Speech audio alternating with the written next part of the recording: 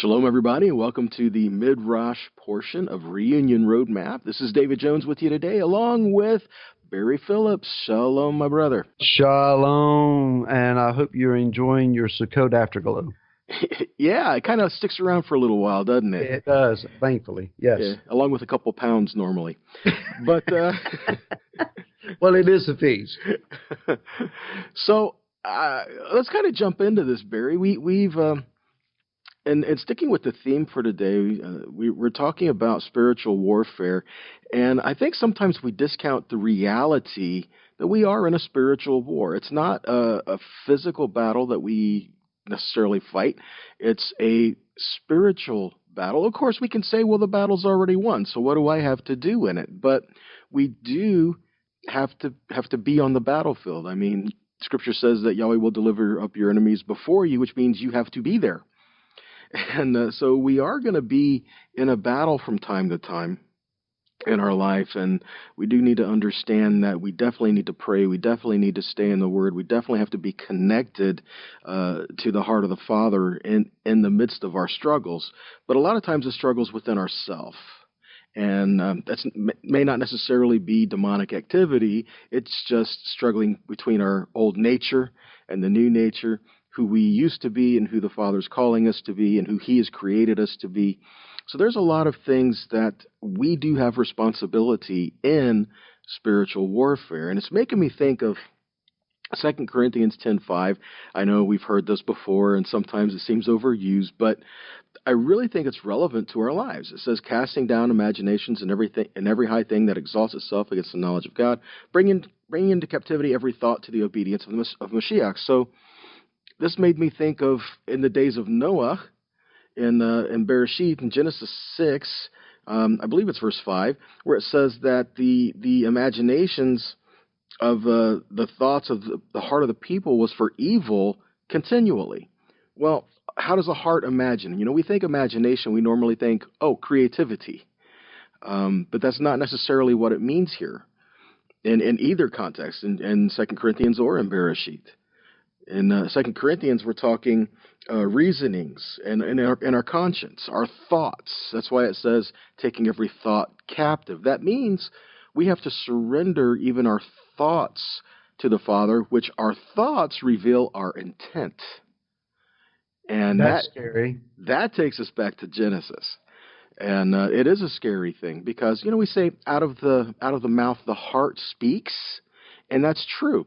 But before we even speak, it has to be a thought. Well, I don't know. I guess that's debatable. I know some people that kind of speak before they think. But I think that's scary, too. It can be, can it? Yeah. I think that when we have the thought, that's the originating part of it getting to our heart. So we have to have some discernment and integrity, and we have to have at least that much desire to surrender and submit our thoughts to be discerned before it gets into our heart. Mm-hmm. And that leads me back to, again, Bereshit chapter 6, where the wickedness of man, the imagination of the thoughts of his heart. What does that mean, imagination of the thoughts of his heart? This word for imagination is yetzer, which can also be translated like inclination. You know, you can't just say, well, the devil made me do it. No, James says you sin because it was your desire. If there's no desire, there's no sin. But once you want it, you focus on it, then you go after it, well, now there's sin. But if it's like Job, he escheweth sin. It just it makes him sick. If we don't want to have anything to do with it, then there's no sin there. Mm-hmm. And so we're back at spiritual warfare and our inclination and what we are inclined to do, how we are set in our ways, so to speak. So how do we surrender ourselves to change all of that, and how does all this kind of unfold before us, especially since it's not going to get any easier? I mean, what do you think about all this, Barry? Well, as I said to you when you mentioned this topic this morning, you know, you mentioned spiritual warfare. My spiritual guns come out of their holster. I'm looking for something to target. You know, this is back to some very foundational stuff in my pastoral days. A couple thoughts here.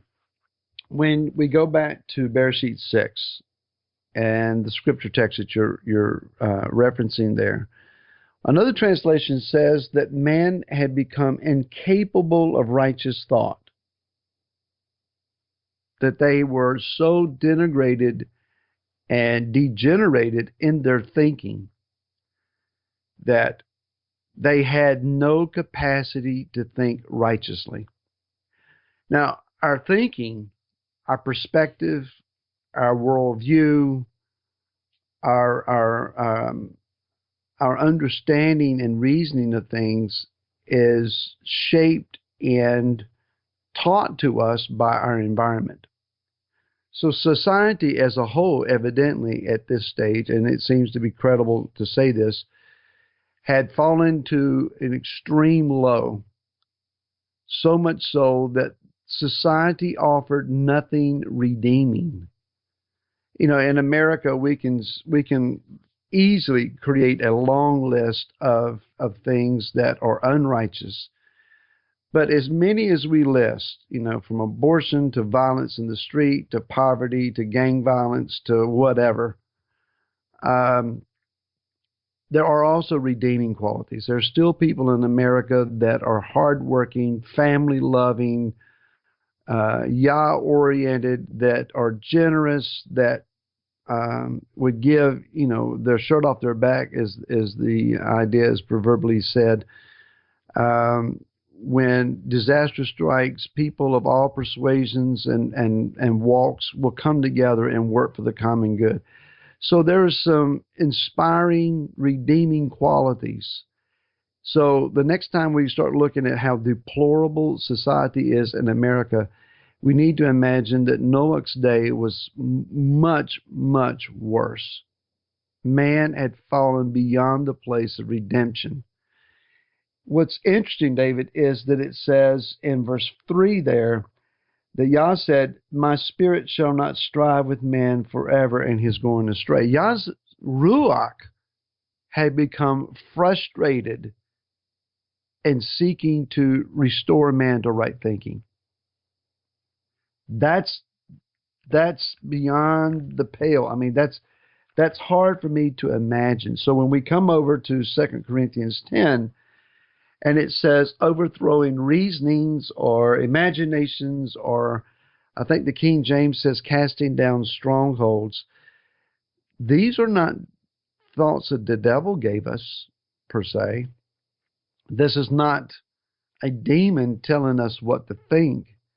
This is our own society. This is our own surroundings, our own culture, teaching us things that we began to accept as truth. That's very good. We don't realize how much culture has influenced us. Everything around us affects us, and we tend to think that it doesn't. You know, we're untouchable because, you know, we're redeemed, we're untouchable. No, everything around us has an influence on us in some way, shape, or form, and it kind of makes me think of when it says that because they did not love the truth, God turned them over to believe the lie. Yeah. That's was it the first? Is it second? 1 Thessalonians chapter 2. Is that right? Yeah, I think so.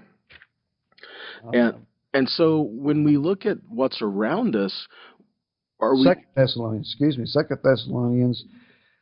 chapter 2 and verse 10 and 11. Okay, go ahead. I'm sorry. Hey, it's always good to have the reference in there. And it makes me think of things like when they came out of Egypt, they had to come out of Egypt in order to learn what the Father wanted them to. I mean, but their thinking didn't change until he got Egypt out of them. Exactly. It's kind of like the old adage, you know, you could take the boy out of the country, but right, you know, you can't take the country out of the boy. So this is where we struggle, and I think this is where we need to overcome. But we can overcome. You know, I'm going to preface this to say, don't throw the stones yet. But we've heard the phrase, "Oh, I'm just that same old sinner saved by grace."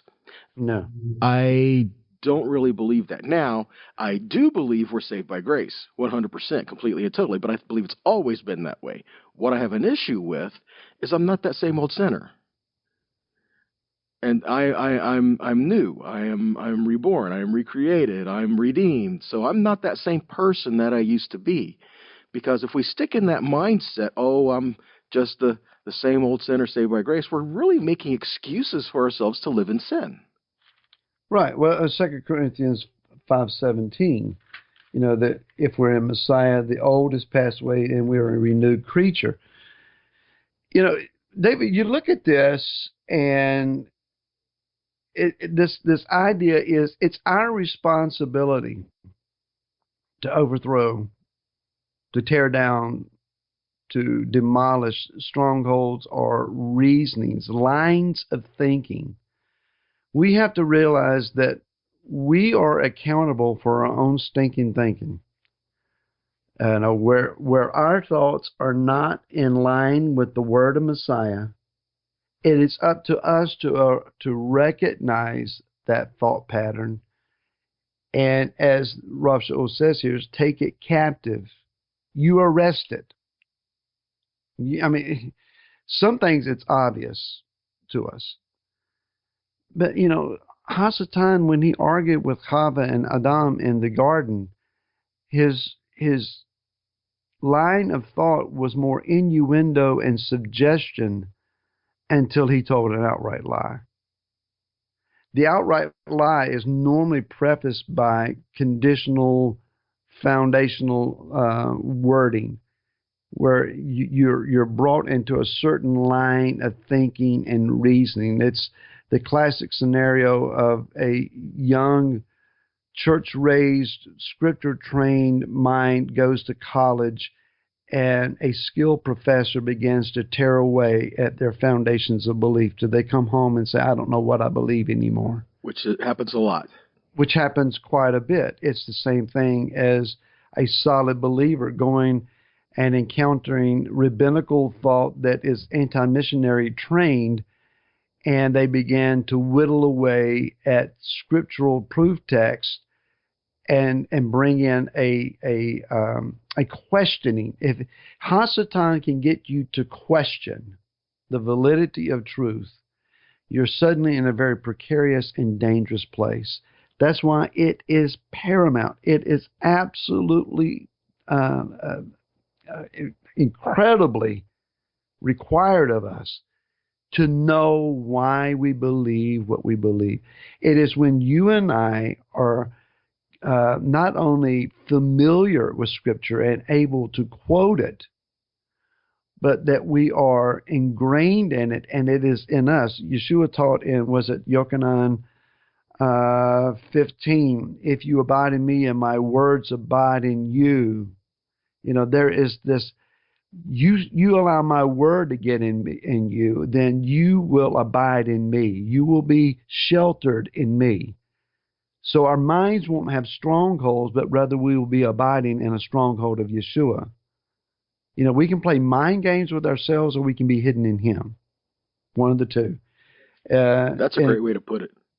What is it? In 1 Corinthians chapter 2, it talks about a similar situation where we deal with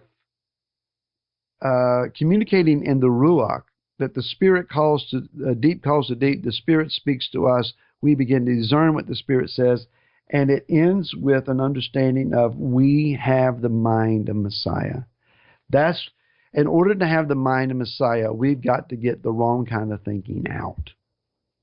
And that's only done, as simplistic as this sounds, through the Word and through prayer. Yeah, the washing of water by the Word.